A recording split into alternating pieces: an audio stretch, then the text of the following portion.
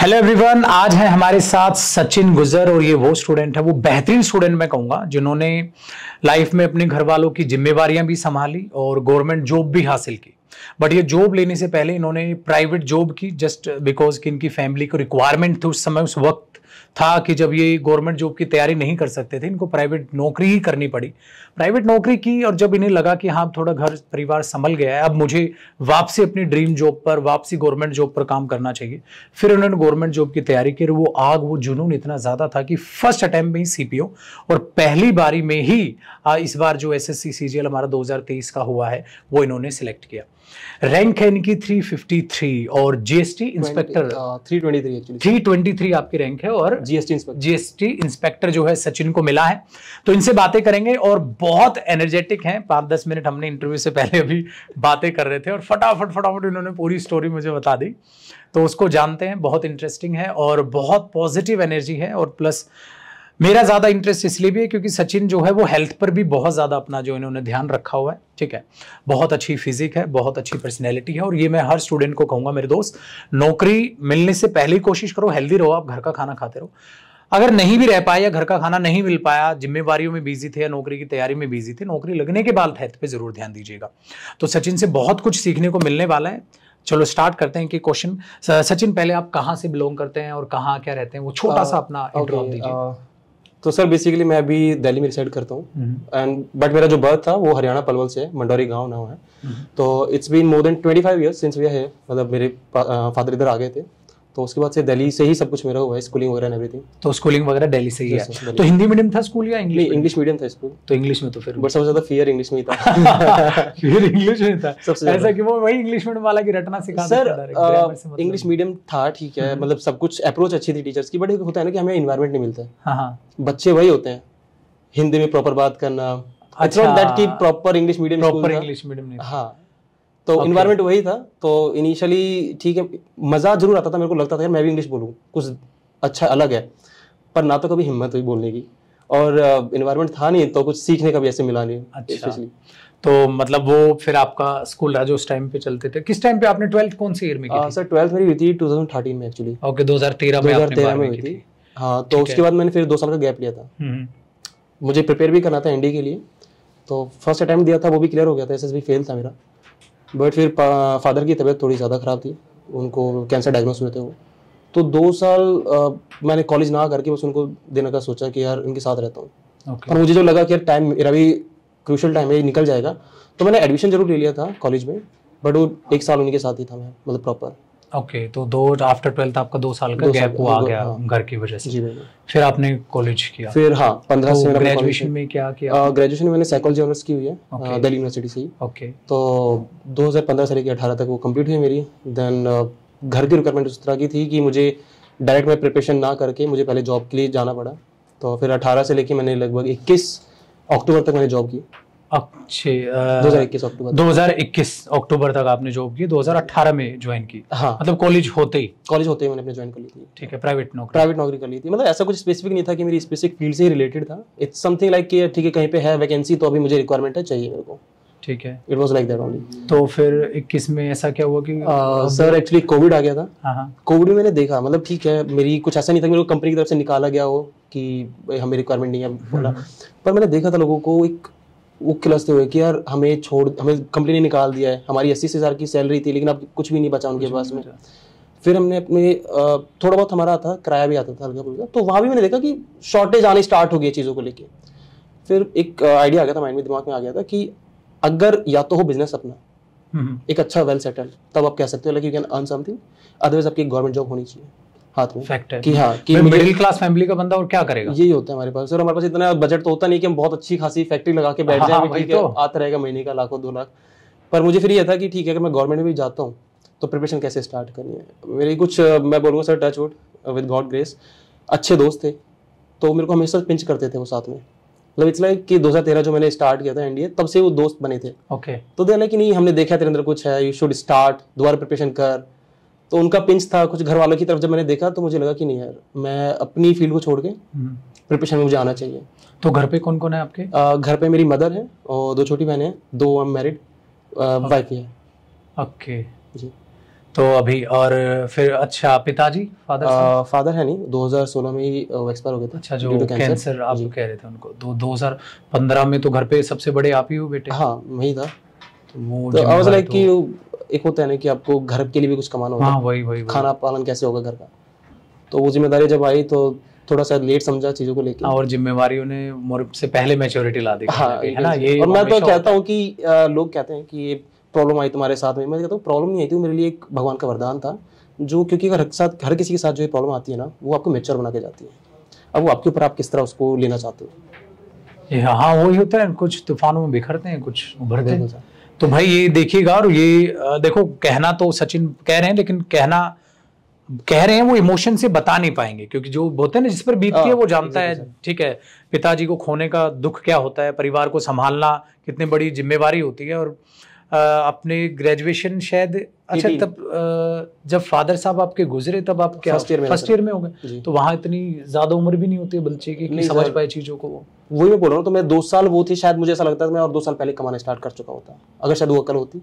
अच्छा, पर थोड़ा था, मुझे फिटनेस का ज्यादा शौक था उस टाइम पे, तो जिम्मेदारी समझने थोड़ा सा टाइम लग गया मुझे। इस चीज को मैं कहता हूँ कि हाँ थोड़ा सा मिस कर गया वहाँ पे चीजें।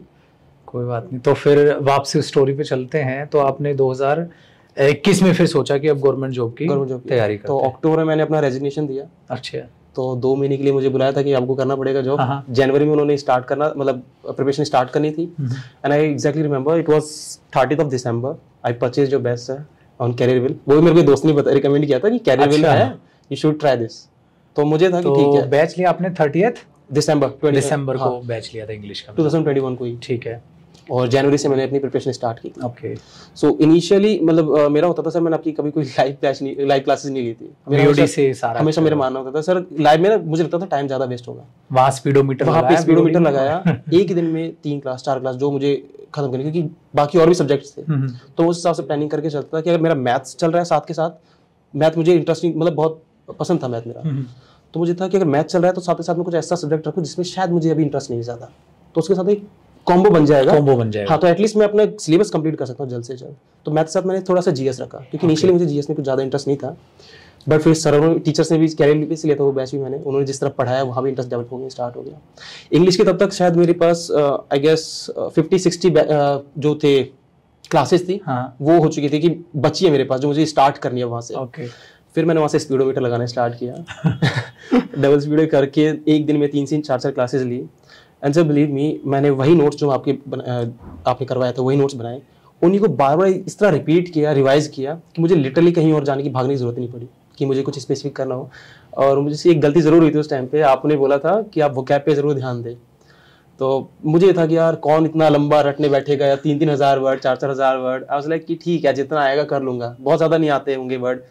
बट जब एक्चुअली में देखा एग्जाम में तो तोते उड़ गए थे मेरे भी कि यार कैसे डील करूंगा। और क्योंकि फर्स्ट जो एग्जाम मैंने दिया था एसएससी का वो सीपीओ ही था। अच्छा, इट वाज Tier 1।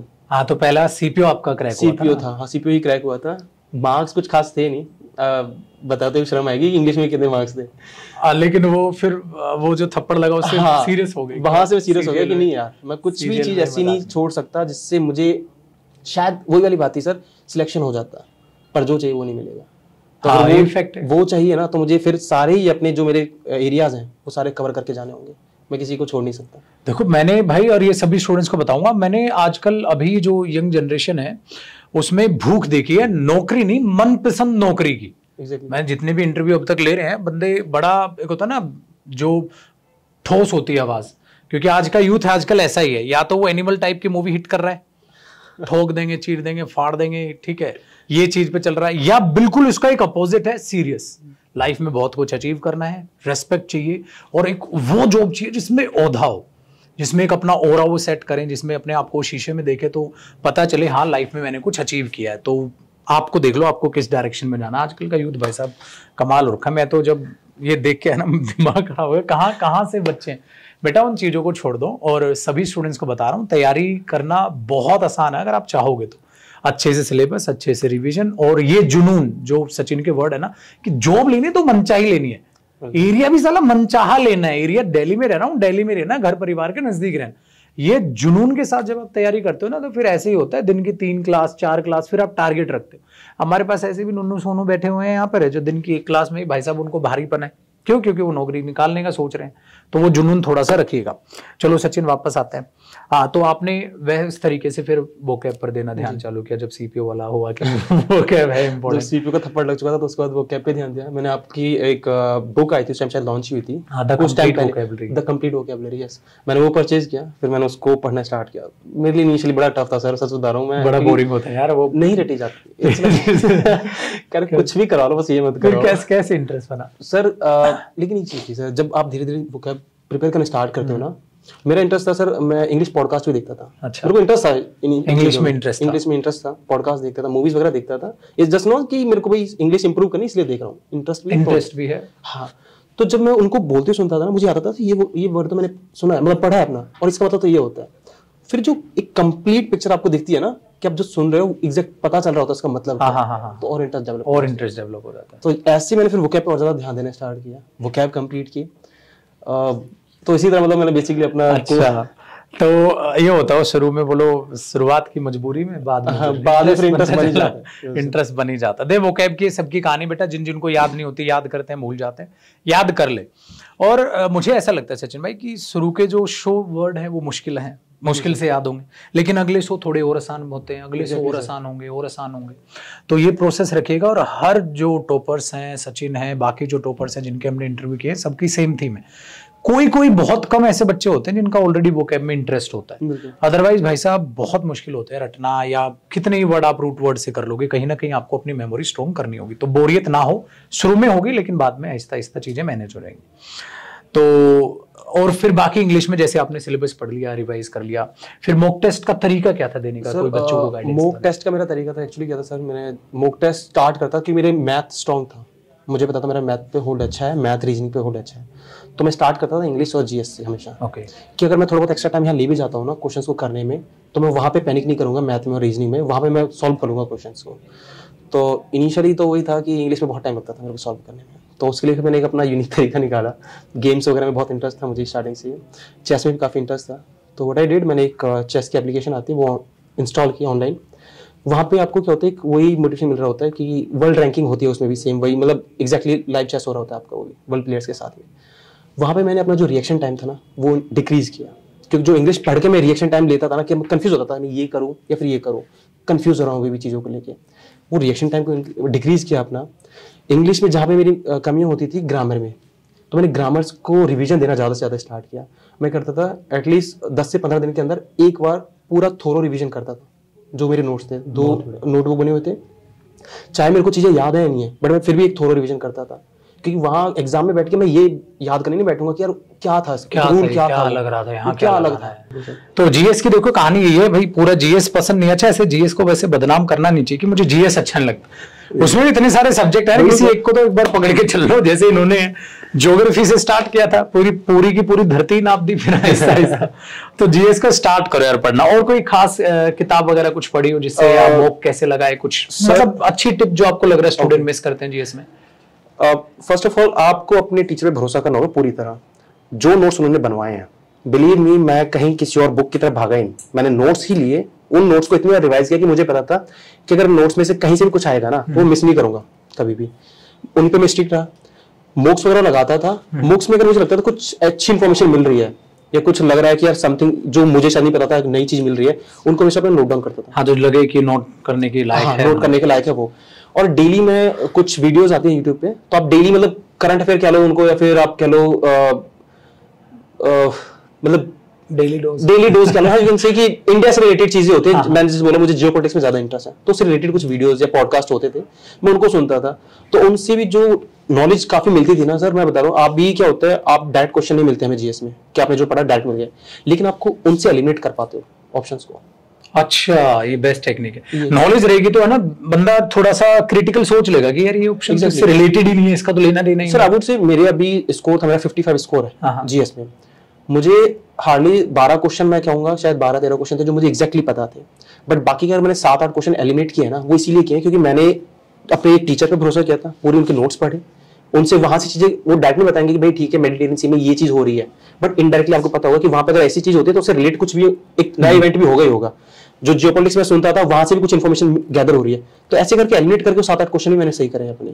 बहुत गजब, अच्छा अच्छी नई चीज बताई आपने कि भाई जो ऑप्शंस आप एलिमिनेट करोगे तभी कर पाओगे जब आपके पास ज्ञान इतना सारा होगा, और अप्लाई जब आप करने जाओगे क्वेश्चन पे, यार इसका रिलेशन नहीं, इसको काटते हैं, इसको काटते हैं, तो तुक्का मारना भी ना वो सही कला उसमें मिल जाएगी। बेहतरीन बेहतरीन।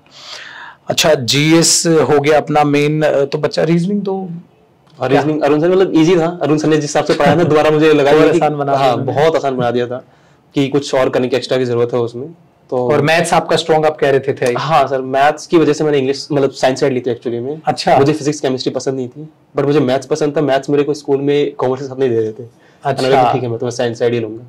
बहुत बढ़िया। तो मुझे डी से भी अगर मुझे ग्रेजुएशन करनी थी तो मैं मैथ्स में करना चाह रहा था, बट उस टाइम कट ऑफ इतनी हाई गई थी मैं वो रिस्क नहीं ले सकता था कि भाई चलो अगले साल दोबारा देखेंगे कुछ है। मैंने साइकोलॉजी भी पकड़ी, पर वो इंटरेस्टिंग लगने लगा तो उसको पढ़ा, कंटिन्यू किया आगे। नहीं वो तो जरूरी भी है, साइकोलॉजी बहुत अच्छी है, अच्छा रहा वो यार, नॉलेज बढ़ जाएगी आपकी।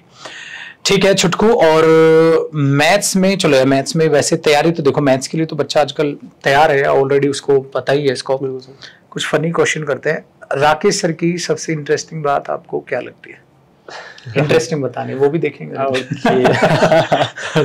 सर इंटरेस्टिंग एक फनी वे में, एक सीरियस वे में।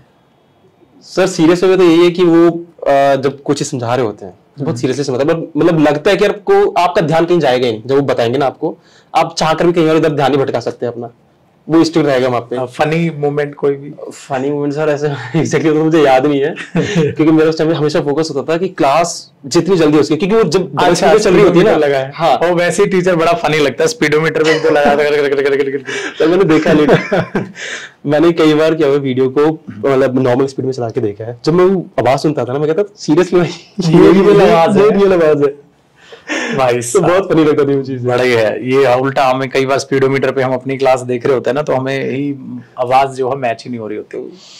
चलिए जी, तो ये था हमारा बहुत ही इंटरेस्टिंग सा तरीका, और छोटा हम इंटरव्यू को रख रहे हैं। बेसिकली देखो सारे इंटरव्यूज का 2023 से हमने यही चेंज किया सचिन, कि छोटे छोटे इंटरव्यूज ला रहे हैं। देखो जिसको मोटिवेशन लेना होगा, जिसको सीखना होगा, वो छोटे से इंटरव्यू में 2-3 मिनट में इवन इसको ये समझ आ जाता है कि भाई का हुआ मेरी बारी, भाई का हुआ मेरी बारी। तो लास्ट में मैं कहूंगा यही, भूख रखिए मन चाहे जॉब की, वो जब तक आग पैदा नहीं होगी तो रातों को जगना बड़ा मुश्किल हो जाता है मेरे भाई। सिर्फ नौकरी चाहिए इसके लिए जगना नहीं जगा जाता। भूख किसी में होती है जैसे जिसने नशा चख लिया, जिसको बच्चे को इनकम टैक्स पसंद है, या जिसको जीएसटी पसंद है, जिसको एक्साइज पसंद है, भाई साहब जिसको इवन बैंकिंग में जाना हो बैंकिंग में जाके रहता है।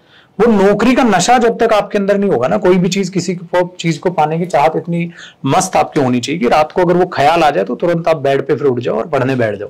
तो भूख पैदा करने की कोशिश एक एक्चुअली इवेंट बताऊंगा मैं, सॉरी टू इंटरप्ट यू।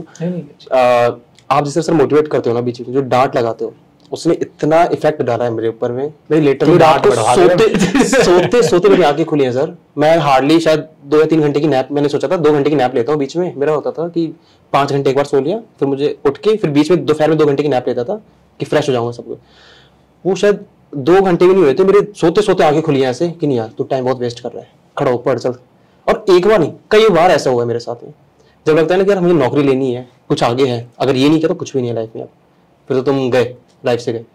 तो बस वो मतलब नींद आने नहीं देता यार, वो ये चीज करते हैं। और सर आपकी डांटे ने जो मतलब वो तो चलो डांटना बढ़ा देते हैं मतलब भाई चलो ये होता है यार। पता है क्या होता है, हम टीचर से ना रिलेट कर रहे होते हैं, और जिससे हम रिलेट करते हैं ना उसकी बात हमें ज्यादा समझ आती है। सेम शब्द कोई और बोल रहा है ना, वो उतनी दिल तक गुजरते नहीं है। बहुत सारे मोटिवेशनल स्पीकर्स हैं, कई बार बच्चे कहते हैं तो उनकी स्पीच बंदा सुन रहा होता है, कम अटैक करेगी। जब टीचर से लगाव होगा, या अपने बेस्ट फ्रेंड आपके जो भी जितने दोस्त हैं जिन्होंने आपको समझाया, इवन उन्होंने तो गाली देके समझाया होगा, ठीक है। दोस्त जो गाली देके समझा सकता है ना माँ बाप समझा सकते, ना टीचर समझा सकते हैं। वो गालियां ज्यादा दिल पर जो गुजरती हैं। तो अच्छे दोस्त, अच्छे टीचर, अच्छी फैमिली का होना एक सौभाग्य से मिलता है, ठीक है। और अच्छे स्टूडेंट्स का सौभाग्य से हमें प्राप्त हुआ, ठीक है। इतने बेहतरीन स्टूडेंट्स हमारे साथ जुड़े, ट्रूली माय ऑनर सर। यार बड़ा मुश्किल होता है ऑनलाइन में स्टूडेंट को मोटिवेट रखना, या स्टूडेंट्स का खुद से ध्यान रहना। ऑफलाइन में तो डेली बच्चा मिल रहा है, चलो हो जाएगा मोटिवेट, पर वो बहुत गजब की है आप चीज़ों की, और उम्मीद करते हैं जो जो स्टूडेंट्स देख रहे हैं वीडियो ये इंटरव्यू वो भी जल्दी सिलेक्शन ले। लेकिन मेरे दोस्त याद रखिएगा, मेहनत का दूसरा कोई विकल्प नहीं है। तो ढेर सारी मेहनत कीजिए, मिलते हैं अगले सेशन में। Thank you so much, bye bye.